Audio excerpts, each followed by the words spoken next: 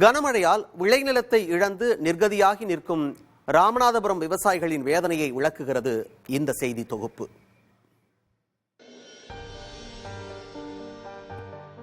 தூத்துக்குடி மாவட்டத்தில் ஏற்பட்ட காட்டாற்று வெள்ளத்தில் தூத்துக்குடி ராமநாதபுரம் எல்லை பகுதியில் உள்ள பல கிராமங்களில் சாலைகள் துண்டிக்கப்பட்டு தனி தீவாக மாறியுள்ளன. வெள்ள நீர் விளைநிலங்களுக்குள் புகுந்ததால் பல ஆயிரம் ஏக்கர் பரப்பளவில் பயிரிடப்பட்டிருந்த மல்லி, மிளகாய், சோளம், வெங்காயம் உள்ளிட்ட பயிர்கள் வெள்ளத்தில் அடித்துச் செல்லப்பட்டதுடன் விளைநிலங்களில் பல அடி உயரம் வண்டல் மண் படிந்து மீண்டும் விவசாயமே செய்ய முடியாத நிலை ஏற்பட்டுள்ளது. ஒரு நாள் மழையில் விவசாயமே அடியோடு அழிந்துவிட்டதாகவும் தற்போது உள்ள சூழ்நிலையில் நில அளவையாளர்களை அழைத்து வந்து நிலத்தை அளந்து பார்த்தால் மட்டுமே தங்களுடைய விளைநிலம் எது என்பது தங்களுக்கு தெரிய வரும் என்றும் அந்த அளவு நிலத்தின் அமைப்பு முற்றிலும் மாறி உள்ளதாக கூறுகிறார்கள் அந்த பகுதி விவசாயிகள். மிளகா, மல்லி, கம்பு எல்லாமே போச்சு. எதுவும் கிடையாது. பிஞ்ச காட்டில் நீங்கள் பிஞ்சில் வேணாலும் பாருங்க. வந்து பூரா காடு பூரா பாய்ப்பு தான். எந்த காட்டிலும் வெள்ளம் கிடையாது. இங்கிட்டு பூரா பாய்ப்பு தான், இங்கிட்டு பூரா பாய்ப்பு தான். ஓட தண்ணியெல்லாம் கிடக்கினாங்க.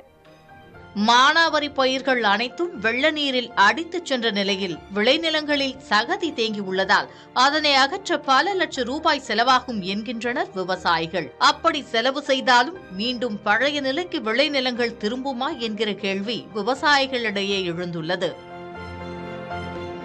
இன்னும் நாங்கள் ரெண்டாவது இதை சீர்திருத்தம் பண்ணணும்னா இன்னும் 6 மாதம் ஆகும். இதை பூரா க்ளீன் பண்ணி செய்து இது பண்ணுறது அதுக்குன்னு கோடை வந்துடும். அப்புறம் மழை சீசன் முடிஞ்சு போகும். ஆகையினால இந்த வருஷம் நாங்கள் ஏக்கருக்கு 22 ரூபா வரலையும் செலவழிச்சிருக்கு. 22 ரூபா 23 ரூபாய்க்கு மேலே செலவழிச்சாச்சு. உரம் போட்டு உழுது வச்சு களை எடுத்து எல்லாம் செஞ்சுருக்கு. இப்போ இந்த நஷ்டீடு போச்சு. இன்னும் நாங்கள் இந்த குண்டு மிளகாய் இந்த வருஷம் தயார் பண்ண முடியாது. புவிசார் குறியீடு பெற்ற குண்டு மிளகாய் விவசாயம் கடுமையாக பாதிக்கப்பட்டுள்ளதால் அடுத்த 2 ஆண்டுகளுக்கு குண்டு மிளகாய் பயிர் செய்ய முடியாத சூழ்நிலை ஏற்பட்டுள்ளது. பாதிக்கப்பட்ட விவசாயிகளுக்கு உரிய நிவாரணம் வழங்கி விவசாயத்தை காக்க மாவட்ட நிர்வாகம் நடவடிக்கை எடுக்க வேண்டுமென விவசாயிகள் கோரிக்கை விடுத்துள்ளனர்.